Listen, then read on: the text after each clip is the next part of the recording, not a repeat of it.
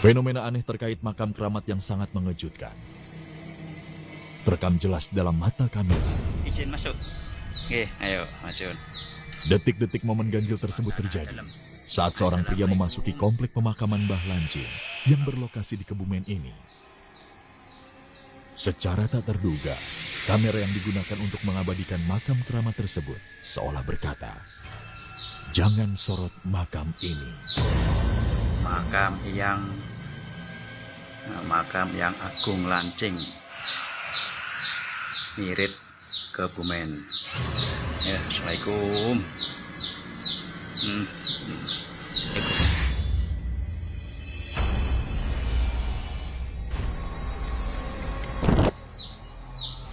Assalamualaikum. Mohon izin. Tuh Mbah Makam.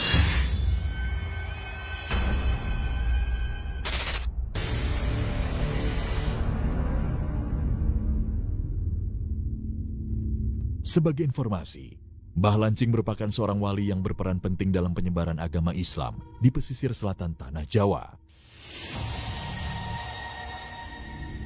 Memiliki nama asli Kiai Baji. Konon, semasa hidupnya beliau senang memakai kain batik untuk bebedan atau lancingan. Sehingga kemanapun ia pergi, ia selalu memakai lancing hingga disebut Mbah Lancing.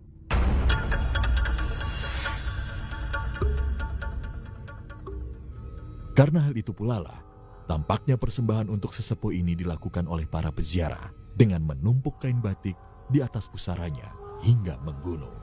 Assalamualaikum. Mohon izin.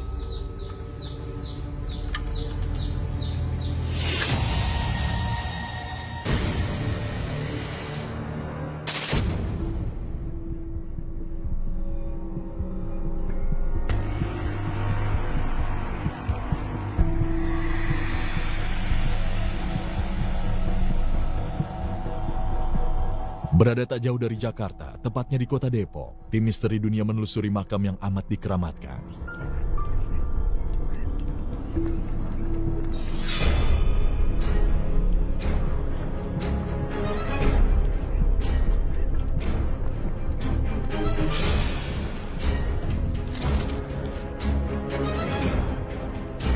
Dilapisi keramik berwarna putih, makam tersebut dianggap sebagai makam yang harus dijaga dan diurus warga.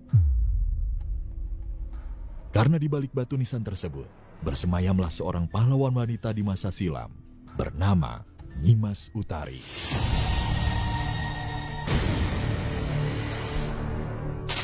Makam yang lama aslinya adalah seperti ini. Tuh, Nyimas Utari Sandijaya Ningrum.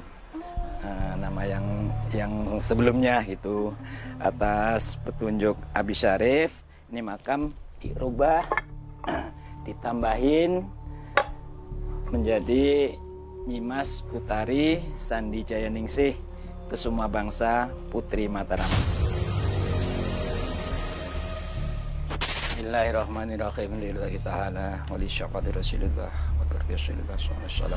Oke, menurut cerita dulu memang sudah ada makam, tapi orang tidak tahu kalau itu makam. Akhirnya dibentuklah makam kecil nih, dari kayak semen aja, peluruan aja kecil tapi rapi. Kebetulan kemarin ada teman yang ziarah, dia menceritakan ke sini, ke saya dulu makamnya seperti itu gitu kan. Terus ke sininya dibangunlah, dipasang keramik yang seperti ini gitu kan. Nah, setelah dipasang keramik seperti ini pun dengan berjalannya waktu kurang rapi, akhirnya dirapikan kembali dengan dipagarin tembok.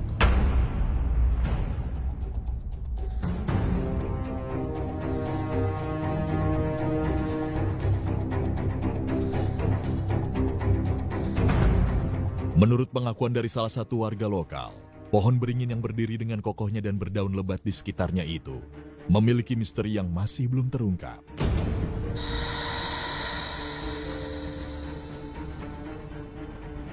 Konon katanya, seseorang yang memiliki indera keenam dapat melihat megahnya kerajaan yang bercahaya di balik kokohnya pohon beringin yang sudah ada sejak beberapa ratus tahun silam.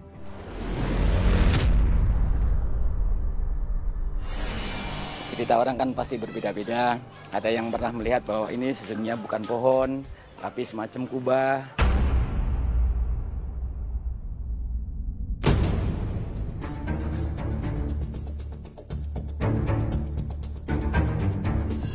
Yang jelas, tentara Mataram selalu membawa pohon bibit beringin lo namanya.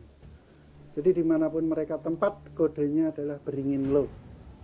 Jadi seperti itu, oh ini berarti Mataram, walaupun mungkin bisa apa, tapi untuk makam beringin yang sebesar itu, beringin lo itu cukup menandakan bahwa dia dari Mataram. Di balik kisahnya yang melegenda, tersimpan juga hal mistis yang menyelimutinya. Menurut pengakuan warga, kerap terdengar suara gamelan hingga tercium aroma wangi di sekitar makam Nyimas Utari.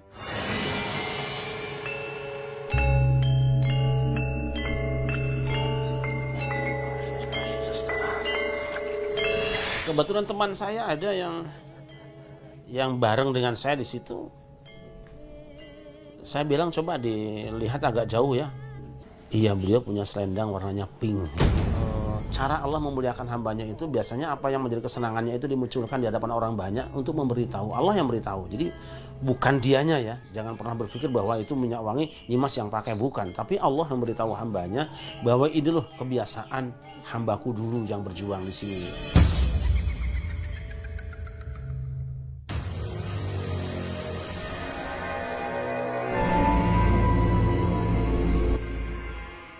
Dalam kisah yang berkembang, Nyimas Utari merupakan telik sandi atau agen intelijen dari Kerajaan Mataram.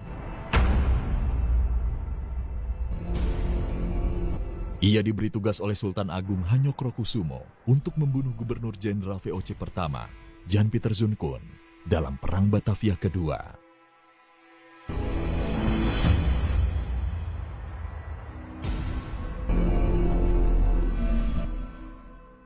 Konon, Nyimas Utari dengan apiknya menyamar sebagai seorang penyanyi, sampai akhirnya ia menjadi kesayangan dari sang Gubernur Jenderal.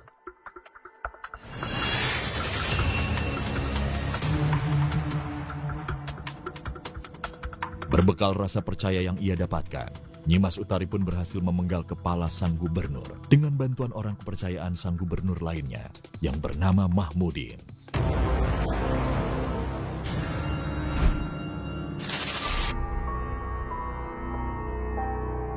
Dari catatan buku kami, keluarga kami itu Sandi Jaya Ningsih gitu. Jadi mereka Utari Sandi Jaya Ningsih masuk ke benteng itu dalam kapasitasnya sebagai putri Pajajaran, Dek. Cantiknya ya luar biasa, kalau nggak cantik luar biasa nggak diterima. Gitu. Dipenggal oleh Wali Mahmudin atau Santri Yudo namanya. Apanya sendiri, asistennya sendiri, sesaat setelah dia dibunuh oleh Utari Sandi Jaya Ningsih. Tapi sudah ada penelitian bahwa dia meninggal karena buatan.